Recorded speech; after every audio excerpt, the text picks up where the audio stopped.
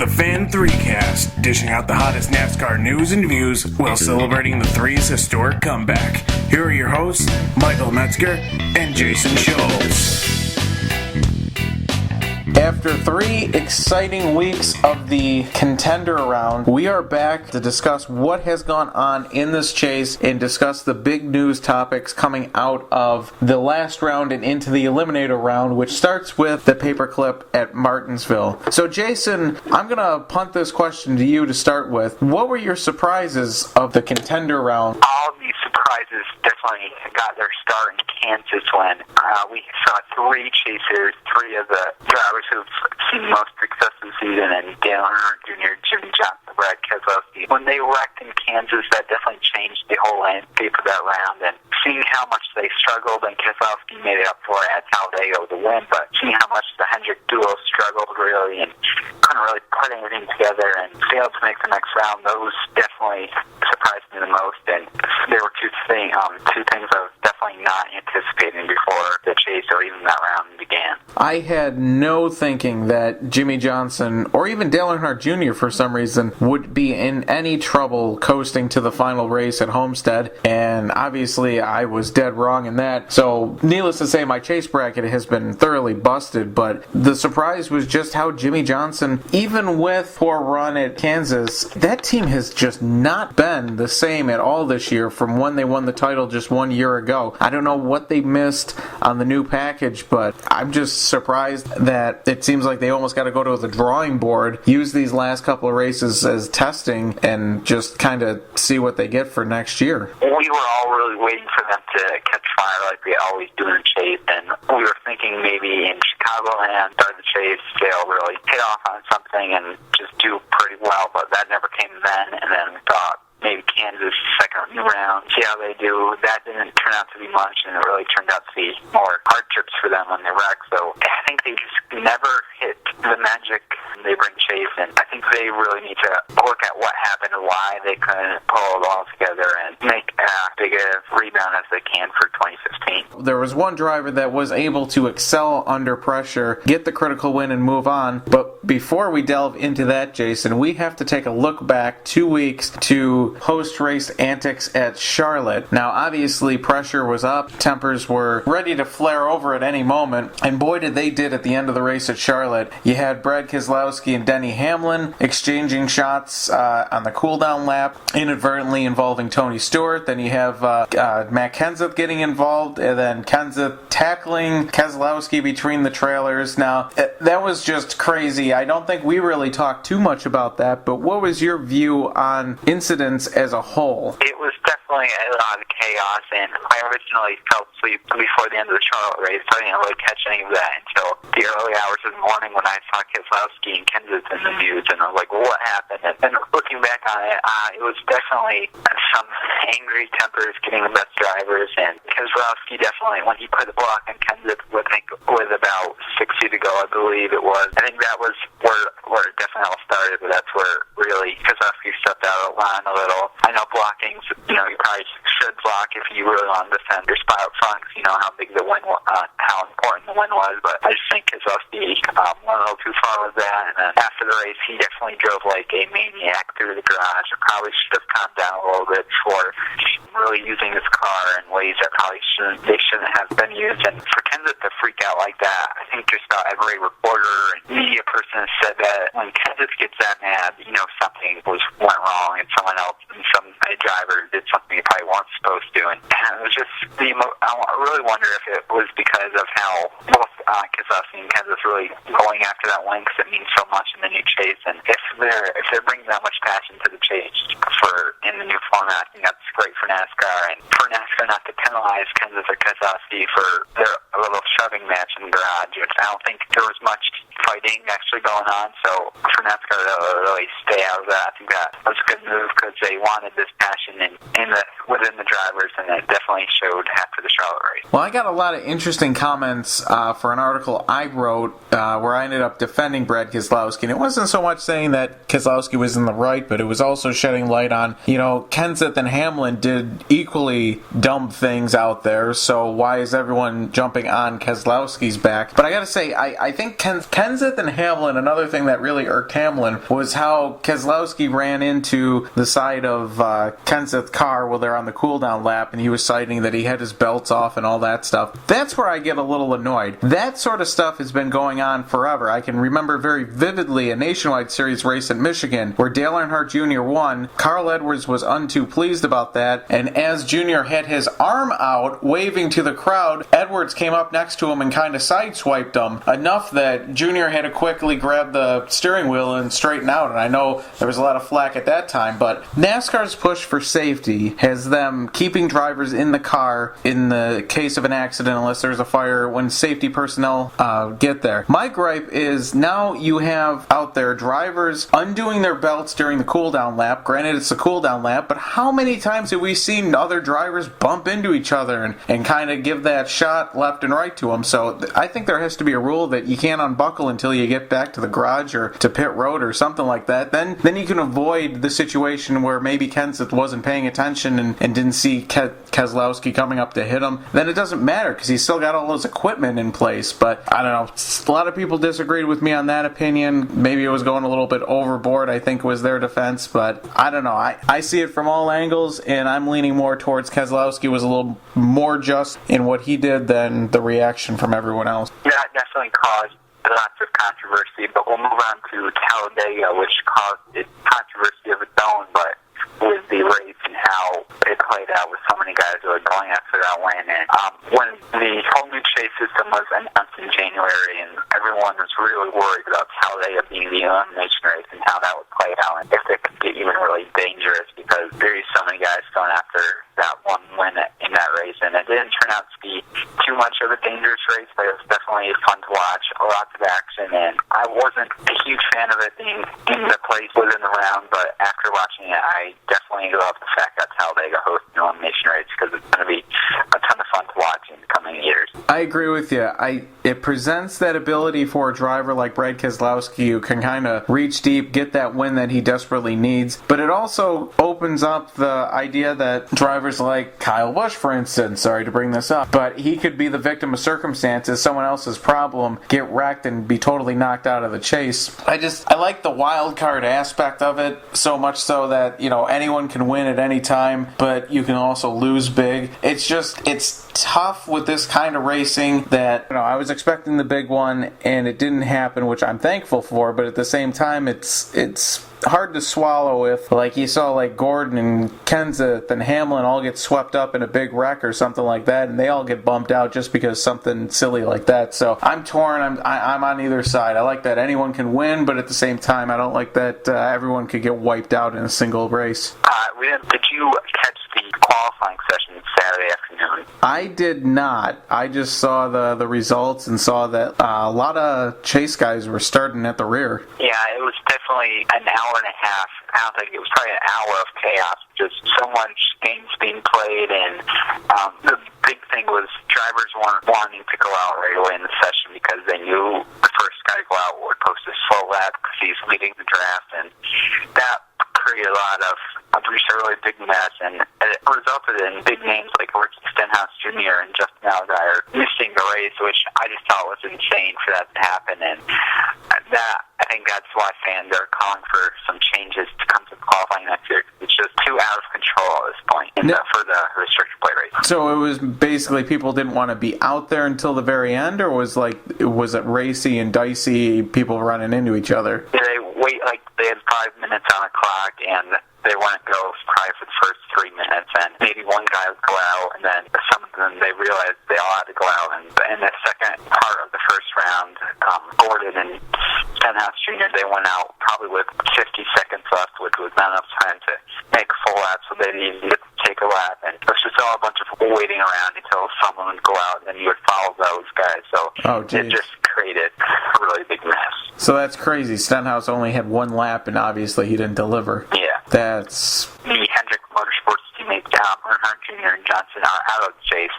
What's next for them? And my thoughts for the 88 team is they just want to finish out the season as strong as they started it with the Daytona 500 win and really strong runs in Phoenix to Vegas. And they definitely want to go out on a high note for Steve Letarte. It'll be his final 4 races as a crew chief for the immediate future. So I know they're going to want to put everything towards maybe even going after another win and finishing pretty hot in these next 4 weeks. And I think for Johnson, his team's goal has to be learning and gaining some knowledge for next year, because they will likely be in this round if they don't struggle like we've seen them in this chase. And for the future, they're definitely going to want to take some notes on how these next 3 races play out. There will likely be the mix of it in the coming year. I think for both of them, it's going to be glorified testing sessions. Next year, there's going to be a limitation on when teams can test. It's a little edge up for Johnson and his crew, because he will have Chad Knaus back once again atop the pit box, so whatever they work on, they can carry over. With Junior, it's going to be a little tough, considering that, as you said, Letarte's leaving, and then they got a new crew chief coming in there, so I don't know how much they can translate to next year from this year, but I think they just got to either roll the dice on some new techniques, or just, like you said, just keep working on what the package is right now and try to master what they have in these last 4 races. I forgot about the testing ban for next season, so the rules package will be a little bit different, but I think just taking some laps, learning some stuff will definitely be helpful. Well, it's funny, and it shouldn't be any surprise to most people, because we always talk about how after a championship run, there's that second place kind of hangover. You saw that with Carl Edwards after the great run in 2011. He was like non-existent in 2012. But if you think about it, anyone who's been eliminated can start trying different things towards the next season, so they can kind of turn their focus. Yeah, sure, they want to do good this present season, but they ain't going to win the championship, and they know that. So it's kind of puts into perspective what Jimmy Johnson was able to do, rattling off those 5 straight championships, because you got to not only focus in on now, you got to also focus in on next year as well. We'll talk about the guys remaining in the chase, and that includes Matt Kenseth. And I was just wondering your thoughts on last season. We saw him finish second, and usually the second place curse really hurts drivers, and Kenseth hasn't won a race this year, which is typical of second place finishers. But would you consider his season to be a success at this point by making it this far in the chase even without winning, or do you think it's just a bad season and it may not turn out to be much by the time everything's done in Miami? That's a tough one. I think back to how changes were imminent for Joe Gibbs Racing with the crew chief situation, and then magically they had all 3 teams in the chase, and that conversation got sidestepped. Now it's back to there's going to be some sort of crew chief swap amongst the 4 teams, so I can't imagine you can call anything successful when they're going to do major changes at the end of the year. I think Kenseth's season hasn't been terrible, but it obviously hasn't been anything like last year, so depending on it, I guess I'd have to see if he gets out of this round or not, because if he can make himself be one of the final 4, I don't understand how you could call that not successful going into Homestead. But for me, I would lean more towards not successful right now, considering that they are planning all these changes. Yeah, I would definitely say if they make it to Miami, that's definitely going to be seen as a pretty good season. And if they can, the crazy thing with the new format is that they could still win the championship, and not winning a race is probably kind of fans probably don't think that they shouldn't win the championship because of that. But I just think it's crazy how they're still championship eligible, and with 4 races left, they can still get the job done. Well, what would be funny is if he, of all people, could actually pull off the championship without winning a race, because he's the one that was blamed for creating the chase back when he won once and won the 2003 championship. Yeah, and one thing about that, I've seen a lot of people saying, well, you sort out Newman and Kenseth without wins in the chase or wins in the season. And they're the 2 that really squeaked by in the regular season by not winning a race. And in the chase, I don't think it really matters if you win or not. It's just you are consistent enough to advance. And if you get to Miami and have a shot at the championship, it doesn't really matter what you've done in the previous 35 races. It's what you can do in that one race. And you could win or you could finish second and win the championship. And I think the whole winning thing was really blown out of proportion because it just matters to get into the chase, but once you're in the chase, I don't think it really makes it as much as the difference as we've seen so far and for 6 races. Yep, exactly. You're looking at someone like Kurt Busch, for example. He won earlier, got him into the chase, bumped out almost immediately, and he's already got a new crew chief starting this weekend. So even if you do win, it's no guarantee that you're actually going to do good in the chase. And as with anything, with racing, it comes down to consistency, and it will always come down to consistency when it comes to racing, just because it's not one and done every single time. But one team that is not going to be afraid of not winning anymore coming into the final races here is going to be Team Penske. So Jason, I'll volley to you. What do you think about how dominant, you could almost say, that Team Penske has been with Joey Logano and Brad Keselowski? Clearly, this is the best they have ever been in the team's history, I would say. And I just don't think there's any stopping them in the next 4 races. And I think they'll pretty easily slide into the final 4, both of them. And I'll say really struggle in Miami, which is hard to believe considering how well they've done on the mile and a half. And I just think they're the top dogs right now, and it'll be extremely difficult to take them out of that position. And there's only a few guys that can do it, and I think Harvick and Gordon look like to be the guys that have the best chance, but they're just so good right now. And if they don't mess up in the next 4 races, 3 races leading into Miami, I think they're definitely the championship favorite. I had my money on Joey Logano. Oh, wow. I had my money on Joey Logano faltering by now. Instead, it was Brad Keselowski, but he was able to bail himself out with that win at Talladega. So if the weak link, in my opinion, is Joey Logano, and he has yet to show any signs of slowing down, then everyone else is definitely in trouble. So Jason, my chase bracket, when we got to the Eliminator Round, I actually have 5 of the 8 drivers that made it onto that round selected, but I see that my bracket's going to go really to heck when it comes to the next round, because 2 out of the 4 drivers I picked have already been eliminated. So how are you doing with your bracket? Are we going to have a $1 million winner or whatever they're giving away for a prize come from you? It will not be from me, and I actually heard during the media session they did with the Eliminator 8 drivers Tuesday that no one has picked the perfect bracket on NASCAR.com, which is crazy to think how many really surprises we've seen so far in the chase. And I've got 6 out of the 8 Eliminator drivers, and I just didn't have Johnson or Hunt Jr., but both of those guys I had on my final 4, so like you, my bracket's going to probably be torn apart by the end of the season. That's the tough part. You never know. And I know you talked about Ryan Newman, and we'll use that segue to this Eliminator Round. And he's going to be not only, I've mentioned that I'm a fan of his here, but he has been slowly building a great season, kind of under the radar for RCR, and it's all been about consistency. He's just been knocking away at top 10s or just right outside the top 10, which that's the biggest thing, is it's not showing up on the stat sheet some of the time that he's finishing so consistently, but he has not really run into problems yet. And I think he's got in the 3 races in the past round, I think his worst finish was 7th place. So he's definitely keeping in contention, flying under the radar. I also had a surprise in Carl Edwards still being in it, because I felt like Roush Racing was going to kind of fall off the map when it came to the chase, but he's been able to dodge some bullets and stay in there. And then also Matt Kenseth, kind of what we were talking about. You didn't expect too much from him because he hasn't been winning, and you just figured that at this point he might get eliminated with some dumb luck, or at least I did, and I was definitely wrong with that assessment of his season. Yeah, it's definitely crazy to consider that Newman's still alive. I really didn't view his season as that great before the chase started and even before the contender round, but once he really rattled off those 3 great finishes in the last 3 weeks, that definitely opened my eyes. And it's crazy to think that he could be in the final 4 and have a shot at the championship, and all he has to do is win one of these next 3 races, and his consistency could definitely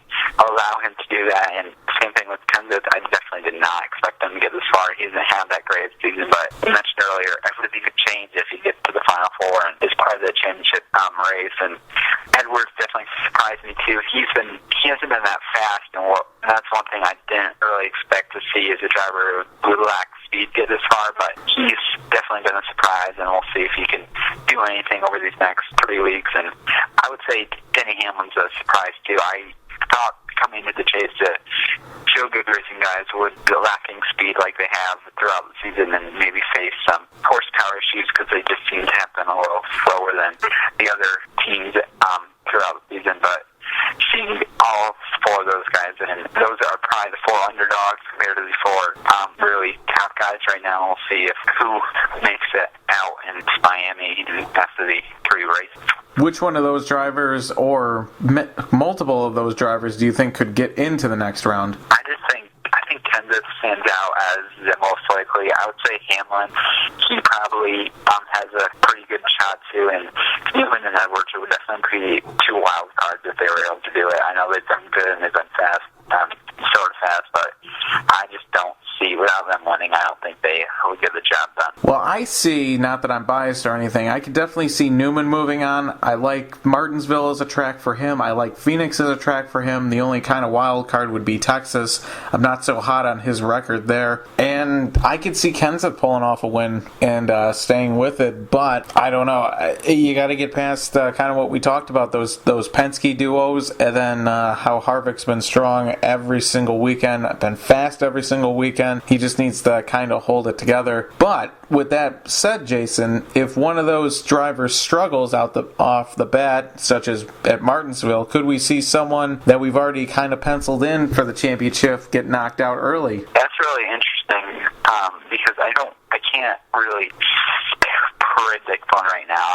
I'm not sure if we'll see one falter, and if we do, who and where. And I would like to say yes that one will, but I just can't, at this point, I just can't wrap my finger around who it could be. I kind of agree with you there. It's tough to gauge at this point. The competition's going to be so close. I honestly think during this round we're going to have very tight battles for the elimination. Barring obviously some sort of catastrophic engine failure or accident, I could definitely see it coming down to being very close on points for the 4 drivers that get kicked out, because it's hard to imagine that Logano, Keselowski, or Harvick don't advance. Then you have Jeff Gordon, and he's money at all 3 of these tracks coming up. So unless you have some sort of groundbreaking shakeup, it's tough to predict. But I would say that Gordon would be the most susceptible to being bumped out, just because he hasn't shown to be as dominating as the other 3. Yeah, I would definitely say he's probably the most vulnerable to not make it as far, and that sort of contradicts what I'm about to say. We're going to give some picks to win over the next 3 races and provide our picks for the Final Four. And I do have Jeff Gordon penciled in as my pick this weekend. I just think he's going to be really fast and really good, like he always is at Martinsville. And if he doesn't win, then he'll definitely struggle to make it to the Final Four. But right now, it looks like he's the favorite for Martinsville and definitely has the best chance. When we go to Texas, I just think that's a Penske driver's day to really run well and succeed. And I would say it'll be either Logano or Keselowski, but I just think, thinking back to the 2012 when Keselowski was in the mix with Johnson at Texas, and they were both really going after that win, I just think Keselowski's going to be able to turn it up at that race, do well. And then when we go to Phoenix, that's Kevin Harvick's best track, I would say, and I just think there's probably no one else that's going to beat him there, and he'll get the job done to move on to the Final Four. And that brings my Final Four to be the 24, the 2, the 4, and I just don't think there's any stopping Logano at this point. I would like to see one of those 4 underdogs make it into the final, but I just think it's the top 4 right now, and they're probably favorites to get the job done.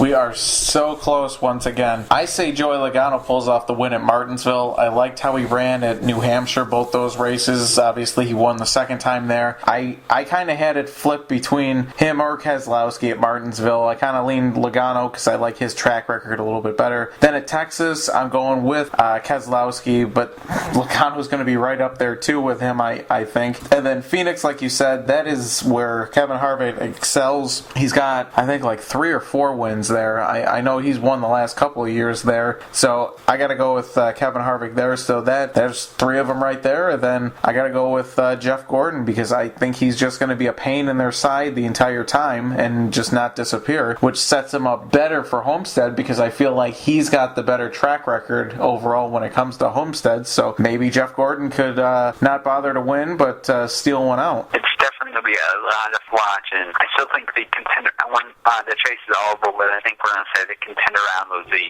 most exciting but I think this round's definitely going to cast a lot of surprises and a lot of really wild moments. And before we go, we would definitely like to say congratulations to Kyle and Samantha Bush. They're expecting their first child next May, and that's very exciting for them. And Kyle probably wishes he was still in the chase, but he'll definitely have some reasons to smile for 2015. So now he's got that family image that he can work into the marketing tool for M&M's. Yeah, that will be a great asset for him to use. Absolutely. So we're going to do this again. We're going to take a few weeks off. We're going to let the Eliminator Round play itself out, so then we can have 4 for the championship. So the next time we talk, we will be previewing the upcoming championship, probably with torn emotions, because that means there's only going to be one race left, and then we'll not know what to do with ourselves for a couple months. It'll definitely be fun to watch, and we'll see how it all plays out. Absolutely. So keep your TVs tuned to these races upcoming, and we should have a lot to talk about in a couple weeks. Thanks for listening to the Fan3Cast. For more NASCAR coverage, check out startandparkblog.com and turn4racingnews.com. Follow along on Twitter at Fan3Cast, at Start and Park Blog, and at NASCAR Jason.